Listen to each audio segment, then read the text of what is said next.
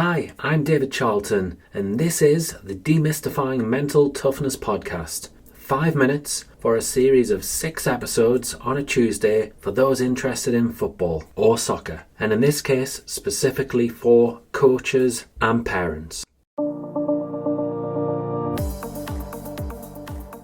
Hi there. So this is the third of a series of 3 episodes for football coaches, as well as the third of 6 episodes that are coming out on a Tuesday. Next week, the series will continue with a further 3 episodes. However, we'll have the football parent in mind for those episodes. Today though, I recently watched Simon Jordan's interview with Peter Schmeichel, the former Manchester United goalkeeper. And in this interview, Schmeichel talked about the infamous Eric Cantona incident. And then he went on to talk about the handling of Cantona by Sir Alex Ferguson and the way that Ferguson would manage different players according to their personality. Ferguson was very canny, he was very clever, and he would treat players differently. And this goes on to inform where I'm going to take this podcast episode.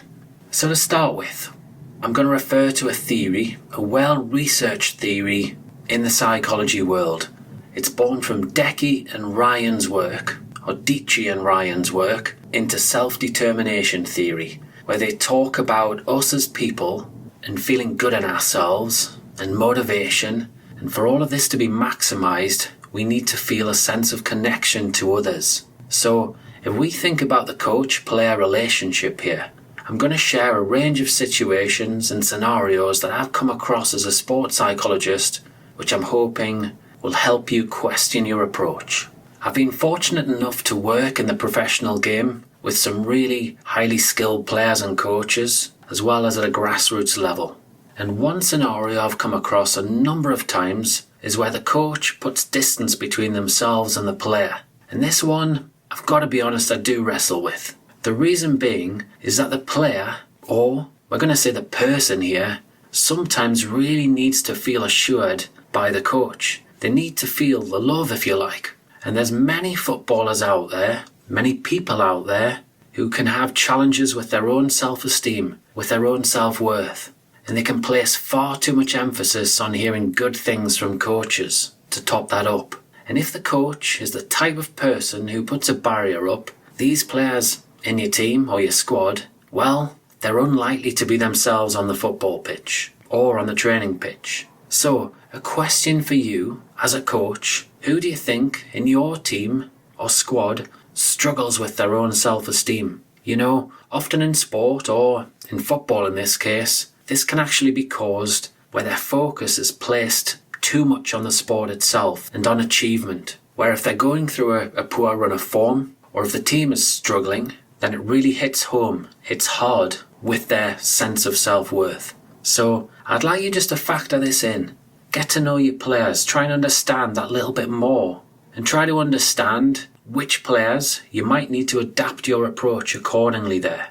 Now on a similar theme, when we're talking about the connection between the player and the coach, some players are what you'd call real people persons. So you might see them as a caring person. You'll likely notice that they want the group to be in harmony. If there's trouble between players or coaching staff, they'll be quick to try and resolve things. And if there's trouble, they'll really feel it deep inside themselves. So we're going to think about the coach-player relationship. Perhaps we've got a coach who comes into work or into training with no banter. There's no politeness in terms of hellos, how you doing, little eye contact. So how do you think that player or that person who is a real people person will feel about this? I can tell you some are really very sensitive in this regards. They don't like it at all being ignored. It can have a huge effect on the player. Or, I'm going to say the person again. Straight away, when we're thinking about this effect, in their mind, they're going to be thinking that you just don't like them as a person, or that you don't fancy them as a player. And then if you throw in some selection challenges, or perhaps some poor form from themselves or the team, that layer of sensitivity will just go up another notch or two.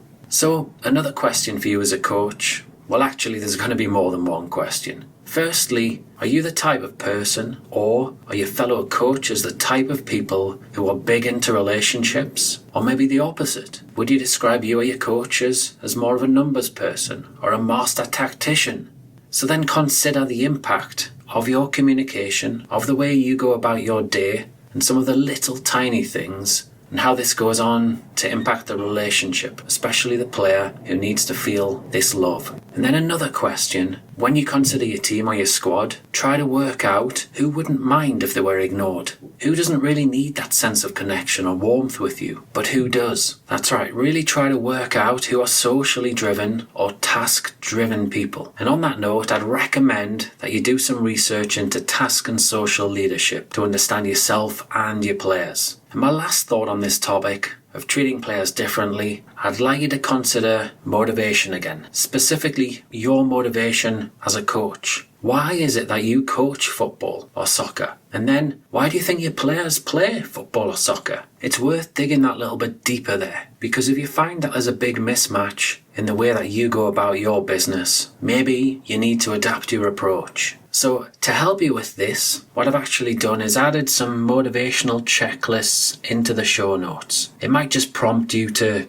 question your thinking that a little bit more. Also in the show notes, put some links to Ryan and Decky's work, and then also some information on social and task leadership to help you. That's all from me for today. Again, I really hope that this has challenged your thinking, that it is going to make you a better coach for listening to this podcast episode and series. And if you'd like to learn more about yourself, about your players, and about improving yourself and your players, please do sign up to the X Factor, a regular newsletter, which is packed with tips and tricks to help. Have a great day.